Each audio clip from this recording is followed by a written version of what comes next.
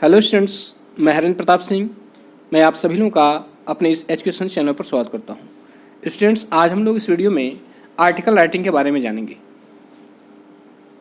हम जानेंगे कि किस प्रकार आर्टिकल राइटिंग की जाती है, कौन कौन सी चीज़ों को ध्यान में रखा जाता है और इसके अंदर क्या होता है। और एग्जाम्पल के तौर पर मैंने एक आर्टिकल लिया भी है, जैसा कि आपको स्क्रीन पर दिख रहा होगा कि रूरल डेवलपमेंट इन इंडिया। हमने एक टॉपिक लिया है, इस पर मैं आपको एग्जाम्पल स्वरूप जो है बता के भी दिखाऊंगा कि कैसे लिखा गया है, तो ताकि आपको एक आइडिया मिले। तो स्टूडेंट्स, जो आर्टिकल राइटिंग होती है, यह एक ऐसा तरीका है जिसके माध्यम से हम किसी विषय वस्तु के बारे में अपने विचारों को रुचिपूर्ण तरीके से लिखकर उस विषय वस्तु की जानकारी प्रदान करते हैं। आप किसी भी विषय पर आर्टिकल लिख सकते हैं, विषय आपका कुछ भी हो सकता है। और एक बात आपको ध्यान रखनी है कि आर्टिकल लिखते समय इस बात को का ध्यान जरूर रखना चाहिए कि आर्टिकल की भाषा ऐसी हो जो कि उस आर्टिकल को एक बार पढ़ना आरंभ करे तो उसे अंत तक पढ़े, और साथ ही उस आर्टिकल से संबंधित सभी सवालों की पूर्ति भी होनी चाहिए उसमें। और आर्टिकल के 3 भाग होते हैं, ये ध्यान रखना होगा आपको कि आर्टिकल के 3 भाग होते हैं। कौन कौन से होते हैं? पहला जो है आर्टिकल का टाइटल होता है, दूसरा कॉन्टेक्स्ट होता है जिसको प्रसंग बोलते हैं, टाइटल को शीर्षक बोलते हैं, और तीसरा जो है इंट्रोडक्शन होता है, इसे परिचय बोलते हैं। इन 3 भागों में यह बटा होता है। और आर्टिकल लिखने से पहले कुछ बातों पर ध्यान रखना आवश्यक होता है, जैसे कि आर्टिकल का जो टाइटल है ऐसा होना चाहिए जो पाठक का ध्यान जो है अपनी तरफ अट्रैक्ट करे।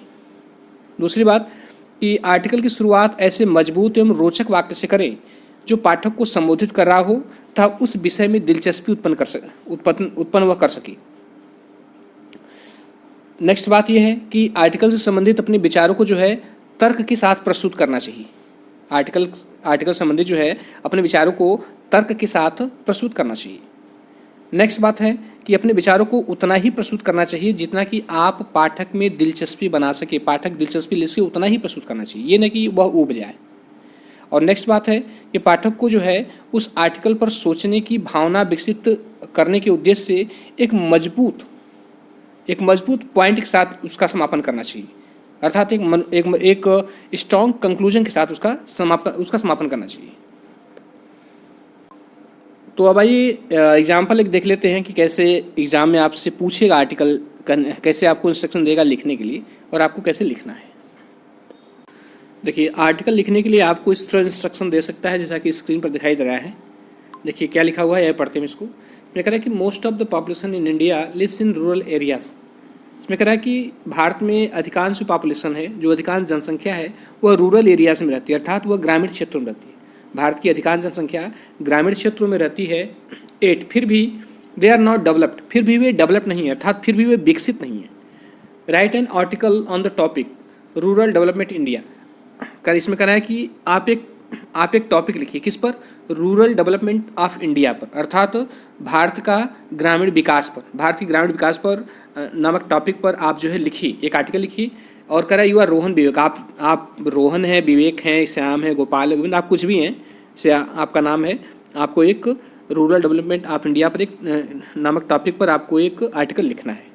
ओके, अब आइए हम लोग इसके एग्जाम्पल पर चलते हैं कि एक मैंने एग्जाम्पल दिया है तो इससे आपको एक आइडिया आएगा कि नहीं हमको कैसे लिखना है। देखिए टोटल हमने इतना लिखा हुआ है, ये मैंने जूम इन किया है, अभी इसको जूम आउट करके मैं एक्सप्लेन करूँगा। ये पूरा इस तरह मैंने लिखा है, इसी फॉर्मेट में लिखना होगा। ठीक है, कहाँ लाइन हमको पैरा चेंज करना है, इस तरह लिखना है, इसी फॉर्मेट में आपको लिखना होगा। ठीक है, तो आइए हम लोग स्टार्ट करते इसको पढ़ते हैं कि क्या मैटर क्या लिखा गया है। थोड़ा मैं इसको जूम आउट कर दूँ। सबसे पहले आप जो है एक शीर्षक लिखेंगे। आपको किस शीर्षक में लिखना है, वहाँ पर लिखा गया था कि रूरल डेवलपमेंट इन इंडिया, तो आप यह एक शीर्षक डालेंगे। उसके बाद आप लिखना प्रारंभ करेंगे। इसमें लिखा गया है कि our country India is a land of villages. इसमें कह रहा है कि हमारा देश जो भारत है वो लैंड ऑफ विलेजेस है, अर्थात गाँवों का देश है। हमारा देश जो भारत है वह गाँवों का देश है। Most of the population of our country live in villages. कह रहा है कि हमारे देश की जो मोस्ट ऑफ द पॉपुलेशन है, अर्थात जो अधिकांश जनसंख्या है हमारे देश की, वह कहाँ रहती है? वह गाँव में रहती है। Before 1947 the condition of our villages was far from satisfactory.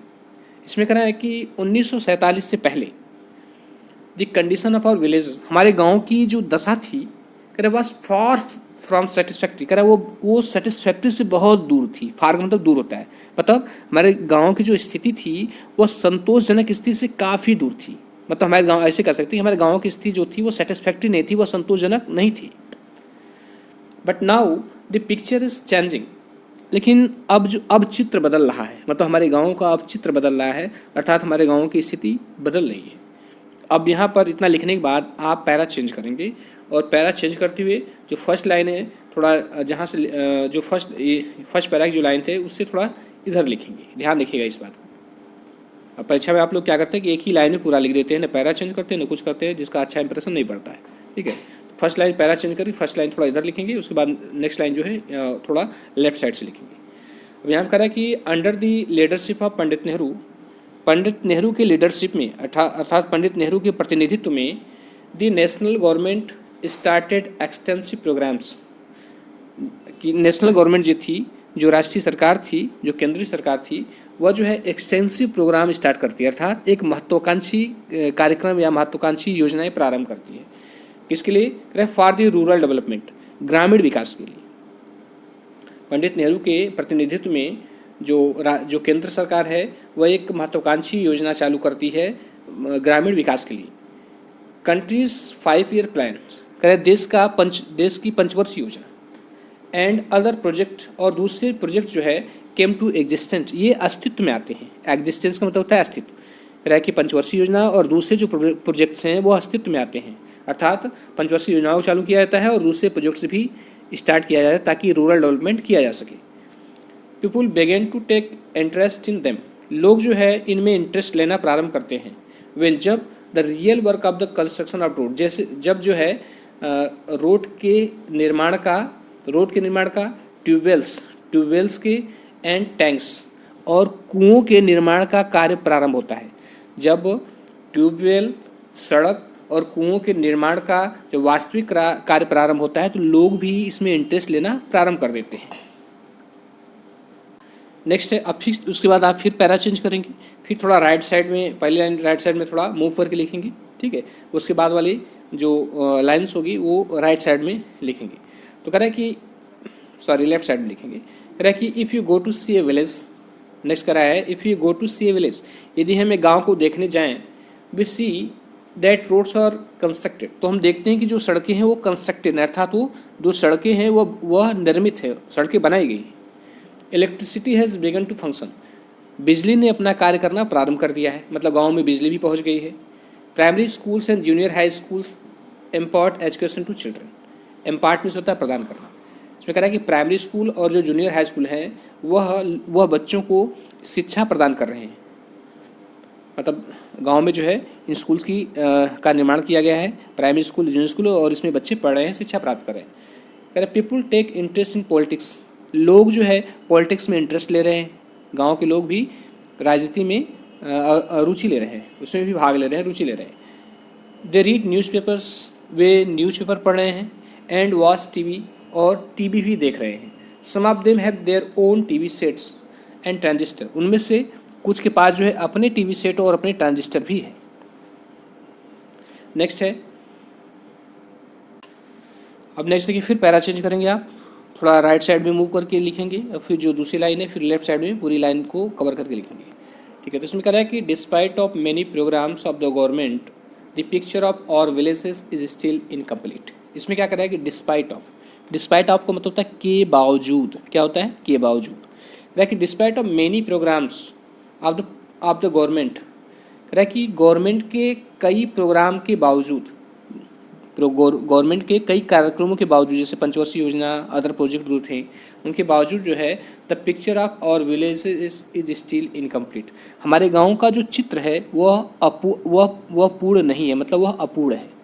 इतनी योजनाएं चलाए जाने के बाद, पंचवर्षीय योजनाएं चलाने जाने के बाद, इतने प्रोजेक्ट्स स्टार्ट किए जाने के बाद आज भी जो है हमारे गाँव का जो पिक्चर है, जो चित्र है, वह इनकम्प्लीट है, अर्थात पूर्ण नहीं है।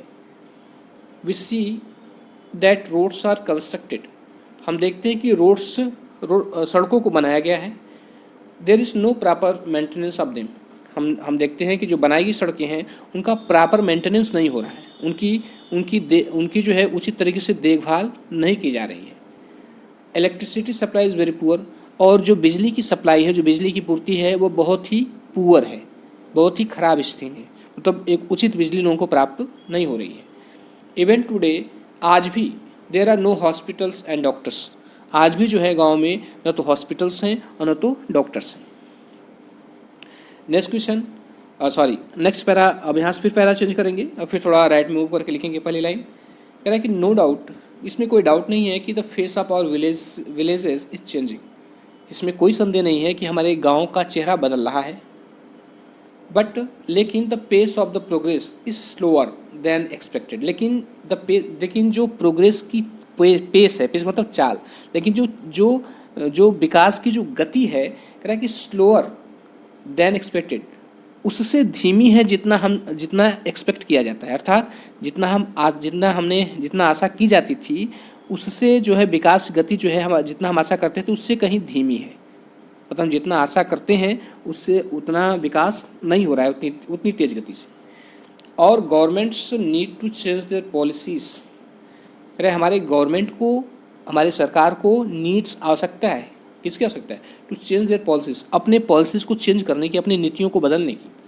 टू गेट एक्सपेक्टेड रिजल्ट, एक आशा के अनुरूप जो है रिजल्ट प्राप्त करने के लिए, आशा के अनुरूप परिणाम प्राप्त करने के लिए हमारे गवर्नमेंट को आवश्यकता है कि वो अपनी पॉलिसीज़ में चेंजेस लाए, वो अपने पॉलिसीज़ में परिवर्तन करे,